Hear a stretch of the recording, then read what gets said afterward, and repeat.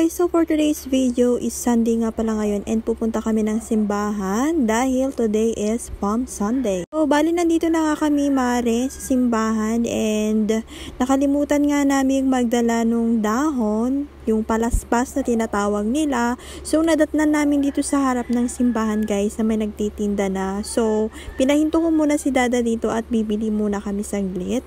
Nakikita nyo nga dito mga mare ay napakarami talagang mga tao. So dito nga mismo sa harap ay may nagtitinda ng mga palaspas na yan. Bale, dyan mga mare ay bumaba na kami sa motorsiklo and binaba ko na rin dyan si Ellie. So pumili lang kami ng 2 piraso niyan mga mare. Dahil yung isa mga mare lalagay namin sa bahay at yung isa ay sa kabilang bahay naman.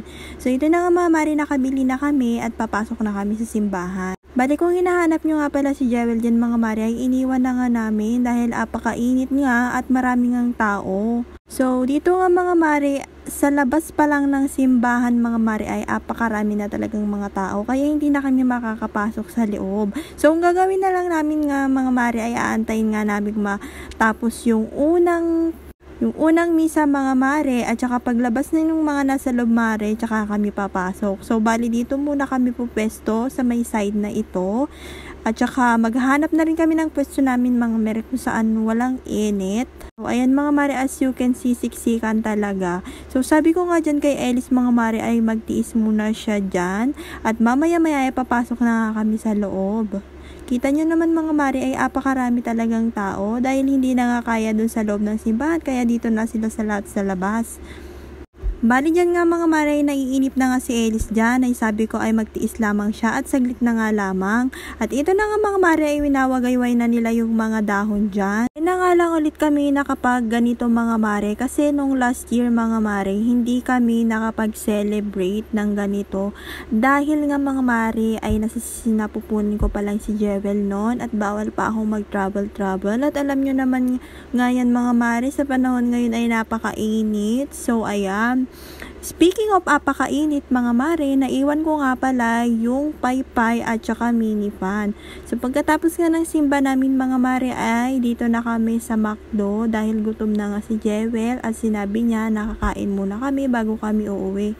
So pasensya na nga pala kaya sa pagmumukha ko mga mare dahil talagang gutom na ang kumare nyo. Ayun na naman pati boto ay nginungut-ngut ko na nga diyan. At sabi nga ni Dada mga mare ay flex ko rin siya dyan. So ayan nga mare, naka-video na siya dyan. Sabi niya pakasarap ng kain niya dyan dahil gutom na nga siya dyan. Akala nyo mga mare naka 2 cups of rice siya dyan. So go for the goal Dada, kumain ka lang ng marami, magpakabusog ka.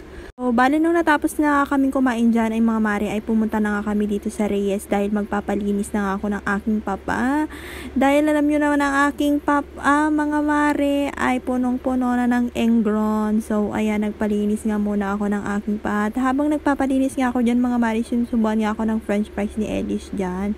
So ito na nga mga mare, for how many years mare natanggal na yung pinakamasakit na engron sa paa ko.